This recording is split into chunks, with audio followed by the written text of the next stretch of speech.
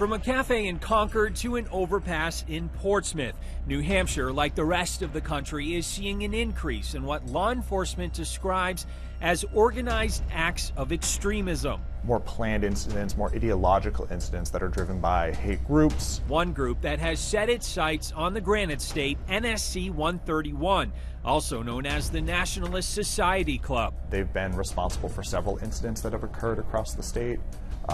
Some of which we have been able to take action and bring enforcement actions over. Recently, the New Hampshire Attorney General's office brought a civil trespassing case against NSC 131 for hanging a banner in Portsmouth that read, quote, "Keep New England White."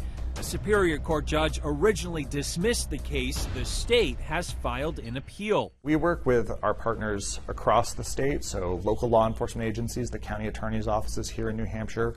We work closely with them to identify these incidents and make sure they're investigated and prosecuted appropriately. The AG's office has also connected with outside organizations like Task Force Butler. We train veterans how to conduct open source intelligence research so that we can impose legal, social, and economic costs on extremists who are out there doing harm to vulnerable communities. Christopher Goldsmith is the founder and an Iraq War veteran.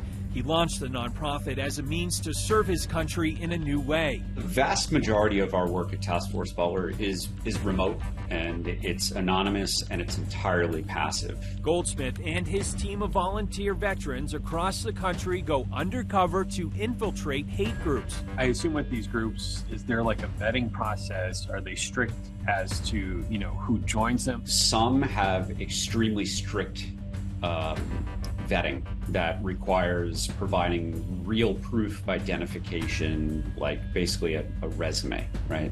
Those would be like the QAnon militia affiliated types. As Goldsmith describes it, some groups, mostly neo-Nazis, want to keep each other anonymous. All right, so I am doing my voice interview. I will be vetted into one of those organizations virtually over a video chat while I'm wearing a mask, and basically just spouting off anti-Semitic and racist nonsense that makes me sound like one of them.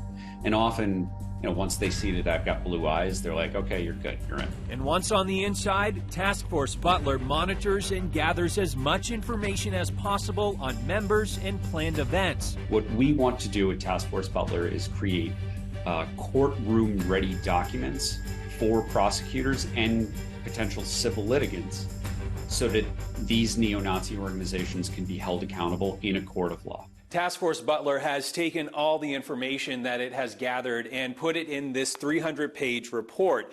It has been shared with law enforcement across the country, including the New Hampshire Attorney General's office, so those agencies can hold these groups accountable. We wanted to speak with them and see, how we can kind of work together in the sense of how can we share, like they're receiving information, knowing that please let us know as soon as you're seeing information about these incidents. Don't necessarily wait to write a report and send it to us. We want to know kind of in real time if you're seeing some serious conduct that needs to be addressed. We want to be able to act on it as much as possible. We've seen really good signs out of the New Hampshire Attorney General's office. The fact that they filed suit for NSC 131 hanging a racist banner on public property, that is a very, very good sign. Goldsmith hopes other agencies, including those at the federal level, will follow suit. If they want to be a neo-Nazi and they want to do harm to vulnerable communities, we're going to use everything that's within the bounds of the law to disincentivize that behavior. Tim Callery, News 9 Investigates.